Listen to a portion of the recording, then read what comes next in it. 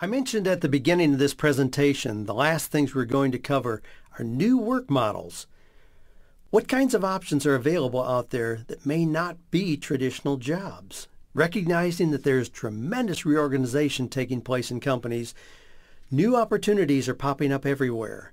Are you a candidate for doing something that does not have the parameters of a traditional job? Or you may not go into the office from 8 to 5, come home 5 days a week, put in your 40 hours, get a paycheck. There are tremendous new opportunities because of changes in companies, technology, and services. New opportunities abound. As an example, like we talked about, you may come out of an organization where you did graphic design, human resources, accounting, computer service, or something like that.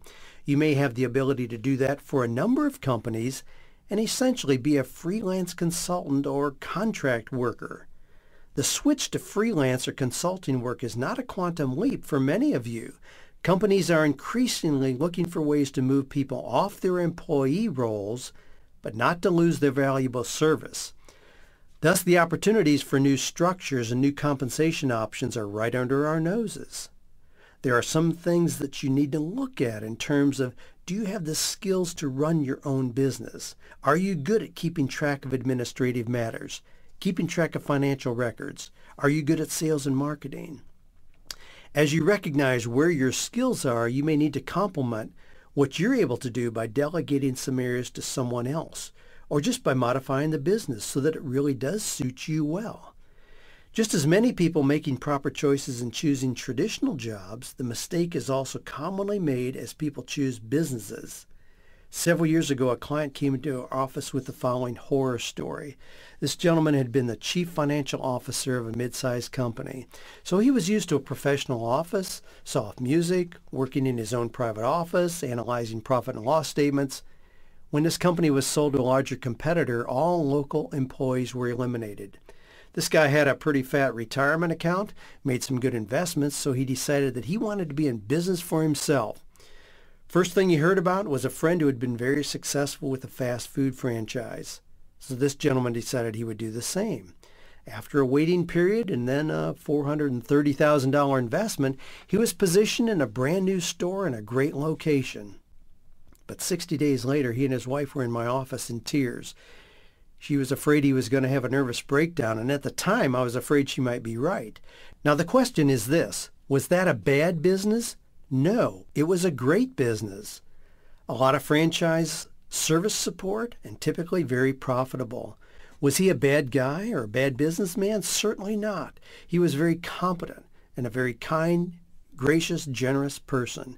However, now he was dealing with entry-level employees who did not share his concern for promptness and precision. He was having upwards of 350 customers each day, and not all of them were totally pleased even with their $3 purchase. He was literally spending 110 hours a week in the store, and things were still not neat enough, clean enough, or organized enough for him. He was a great guy. This was a great business. It just happens that the combination of what his best skills and what this business required were a disaster. It was a terrible mismatch, just as if you were an introvert and you take a job selling vacuum cleaners door to door. Even in your own business, in fact, especially in your own business, it's critical that you blend what we talked about previously. Number one, your skills and abilities. Number two, your personality traits. Number three, your values, dreams, and passions. Let me give you some examples of successful home-based businesses. One certainly would be accounting. Others would be graphic design, desktop publishing, web design, computer consulting. Keep in mind that nearly 5 million people are already working full-time on internet-related positions. Many more who aren't even in corporate positions are using the internet for things like eBay businesses. This is an example of an exploding new area of opportunity. People are finding that the customers will pay for information like research, access, sports and weather, even cooking and recipe tips. We can only cover a few brief examples here, but think about personal service. Busy people may not want to drop the kids off at the orthodontist, may not want to pick up their dry cleaning, may not have time to go get a gift for somebody or to send flowers. More and more, we're seeing those kind of things being picked up by personal service providers. In our previous office, we had a young man that came in every Tuesday and Friday to pick up our dry cleaning. I probably passed 5 cleaners on my way to the office, yet I would not think of changing this personalized service that we had grown accustomed to. Every Monday, a licensed massage therapist came to our office building with a portable chair. She spent the entire morning with most of us in the building lining up for 5, 10, or 15-minute massages at $1 a minute. Then she went on to her other similar commitments. This is just one more example of personal service providing in an innovative method. If you're good with your hands, you may be able to do appliance repair.